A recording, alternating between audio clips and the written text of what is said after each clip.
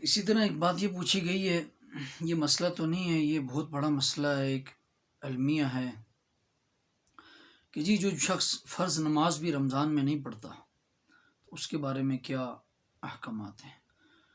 تو ایسے آدمی کے بارے میں آدمی کیا کہہ سکتا ہے کہ جو رب تعالیٰ کی اتنی رحمتیں، جب اللہ رب العزت کی رحمتیں اور برکتیں اتنی جوش میں ہیں، لیکن اس شخص کو پھر بھی رب تعالیٰ سے حیا نہ آئے کہ وہ فرض نماز کی پابندی نہ کرے، ایسے آدمی سے تو جانور بھی شرماتے ہوں گے کہ جو شخص اس رمضان میں بھی فرض نماز کا اہتمام نہ کرے۔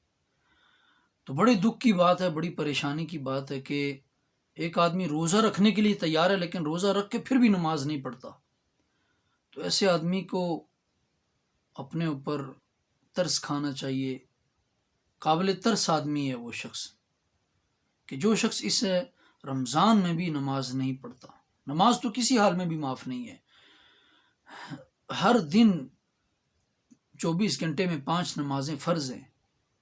رمضان میں تو آپ علیہ السلام کی زندگی میں ہمیں یہ ملتا ہے کہ عائشہ رضی اللہ تعالیٰ عنہ فرماتی ہیں کہ آپ علیہ السلام باوجود اتنے برگزیدہ اللہ تعالیٰ کے ہونے کے، امام الانبیاء ہونے کے اور اللہ تعالیٰ کے اتنے قرب والے بندے ہونے کے، پھر بھی آپ علیہ السلام اپنی عبادات میں بہت زیادہ کثرت فرماتے تھے، اور عام حالات میں یہ روایت ہمیں ملتی ہے، فرماتی ہیں عائشہ رضی اللہ تعالیٰ عنہ کہ جب نماز کا وقت آتا تو آپ علیہ السلام کا رنگ بدل جاتا، اور آپ علیہ السلام ہمارے ساتھ آپ علیہ السلام کے ایسے ہو جاتا معاملہ جیسے کہ ہمیں جانتے ہی نہیں ہیں اذان کے بعد۔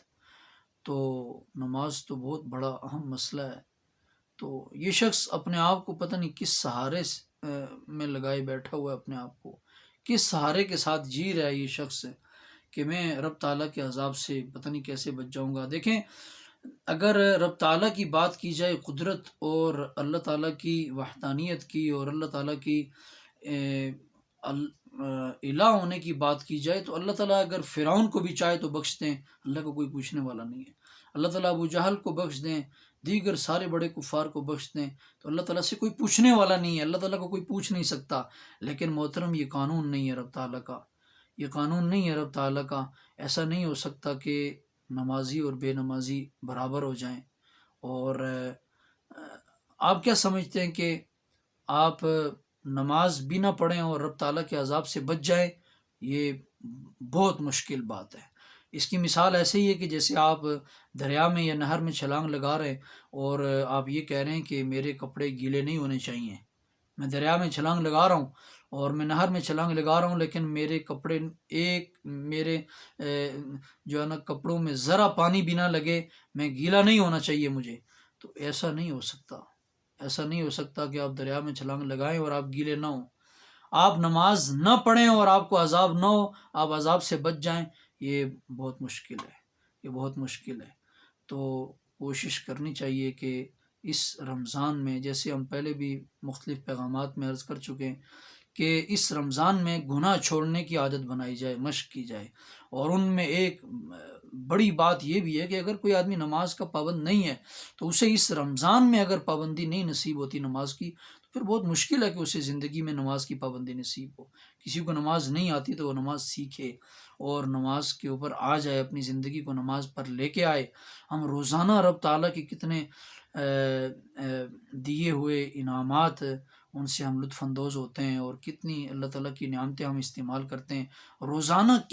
ہم جو ہے نا کون سا چہرہ لے کر اور کون سی جو ہے نا ہم شکل لے کر رب تعالیٰ کے رزق کھانے کے لیے حاضر ہو جاتے ہیں، اور ہم یہ کہیں کہ ہم نماز نہیں پڑھتے یا ہم نماز پڑھنے کے لیے تیار نہ ہوں عملاً، تو یہ تو عملاً ہم غیر مسلموں والی حرکت کر رہے ہیں۔ محترم، اگر دیکھا جائے اور پریکٹیکلی اس بات کو سمجھا جائے تو دیکھیں، اگر ایک جگہ پر 2-3 بندے بیٹھے ہوئے ہیں، کوئی یہودی ہے اور کوئی ہندو ہے اور ایک مسلمان ہے بیٹھا ہوا، اور اگر اذان ہوتی ہے اور وہ تینوں شخص نماز کے لیے نہیں اٹھتے، تینوں اشخاص نماز کے لیے نہیں جا رہے، تو عملاً تو یہ مسلمان صاحب بھی انہی جیسے ہیں پھر۔ تو اس لیے امام مالک رحمہ اللہ کے نزدیک نماز چھوڑنے والا، جان بوجھ کر نماز چھوڑنے والا آدمی کافر ہے۔ چہ جائے کہ امام ابو حنیفہ رحمہ اللہ یہ فرماتے ہیں کہ کافر تو نہیں ہوا لیکن کفر والا عمل کیا اس نے، کافروں والا فعل اس نے کیا ہے۔ تو بہت سے ائمہ اکرام یہ فرماتے ہیں کہ بے نمازی کو مسلمان کے قبرستان میں دفن نہ کیا جائے، کہ اس بے نمازی کی نحوست کی وجہ سے وہ قبرستان والے پریشان ہوں گے۔ اس لیے نماز کوئی ایسا معاملہ نہیں ہے کہ اس کو چھوڑ دیا جائے یا اس کو ہلکا لیا جائے یا اس کو ترک کر دیا جائے اور ہم یہ سوچیں کہ ہمارے اوپر کوئی وبال نہیں آ رہا، ہم یہ سوچیں کہ ہمارے اوپر کوئی عذاب نہیں آ رہا۔ محترم، یہ دنیا جزا اور سزا کی جگہ نہیں ہے، لیکن وہ وقت دور نہیں ہے کہ اللہ تعالیٰ کا عذاب آ جائے۔ بچنا چاہیے ہمیں اور ڈرنا چاہیے رب تعالیٰ کے قہر و غضب سے، اس سے پہلے کہ ہم پکڑ میں آ جائیں، اس سے پہلے ہمیں نماز کا پابند ہو جانا چاہیے، اس سے پہلے ہمیں نماز کے لیے اپنے اوقات کو فارغ کر کے، ساری دنیا کے کام پیچھے ہے، نماز آگے ہے، ساری دنیا کے سارے معاملات دوسرے نمبر پر ہے، نماز پہلے نمبر پر ہے۔ تو اس لیے کوشش کر لیں کہ نماز کی پابندی ہم سے ہو جائے۔ اگر ہم ایسا نہیں کریں گے تو پھر جیسے میں عرض کر چکا ہوں، ہم اپنے آپ کو عذاب کے لیے تیار کریں۔ تو کون شخص ایسا ہے جو جہنم کا عذاب سہ سکے؟ کون شخص ایسا ہے کہ جو یہ کہہ سکے کہ میں قبر کے سانپ اور بچھوؤں کو برداشت کر سکتا ہوں؟ کون شخص ایسا ہے کہ جو یہ کہے کہ میں قبر کی آگ کو برداشت کر سکوں گا؟